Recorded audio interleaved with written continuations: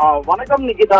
மதுரை கீழமாத்தூர் கிராமத்தில் நள்ளிரவில் வீடு புகுந்து கிட்டத்தட்ட 15 வயது சிறுமியை பாலை தொல்லை கொடுத்ததாக தற்போது போக்சோ வழக்கில் தாமிக பிரமுக கைது செய்யப்பட்ட சம்பவம் மதுரையில் பெரும் பரபரப்பை ஏற்படுத்தியுள்ளது. மதுரை மாவட்டம் கீழமாத்தூர் காலனியை சேர்ந்த உத்தப்பன் என்பவரின் மகன் கண்ணன் தாவக கட்சியில் பிரமுகமான இவர் பெயிண்டராக வேலை பார்த்து வருகிறார். இந்த நிலையில் நேற்று நள்ளிரவு கீழமாத்தூர் கிராமத்தில் ஒரு வீடு ஒன்றில் புகுந்து வீட்டுக்குள்ளே தூங்கிக் கொண்டிருந்த 15 வயது சிறுமியை பாலியல் தொல்லை கொடுத்ததாக கூறப்படுகிறது.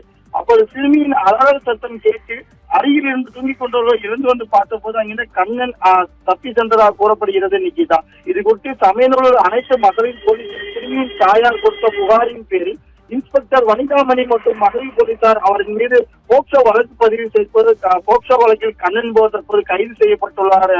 இதனைத் தொடர்ந்து இந்த கோவை சூழலில் நடந்த 10 வயது சிறுமியை பாலியல் தொந்தரவு கொடுத்து கொலை செய்யப்பட்ட சம்பவம் மறைவதற்கு முன்பு இன்னும் கொஞ்ச நாட்கள் ஆவதற்குள்ளேயே மதுரை மாவட்டத்தில் இதுபோல் கீழமாத்தூர் என்ற கிராமத்தில் தாவேகா பிரமுகர் ஒருவர் 15 வயது சிறுமியை பாலியல் தொல்லை கொடுத்து தற்போது போக்சோ வழக்கில் கைது செய்யப்பட்ட சம்பவம் பொதுமக்கள் மத்தியில் பெரும் அதிர்ச்சியை ஏற்படுத்தியுள்ளது.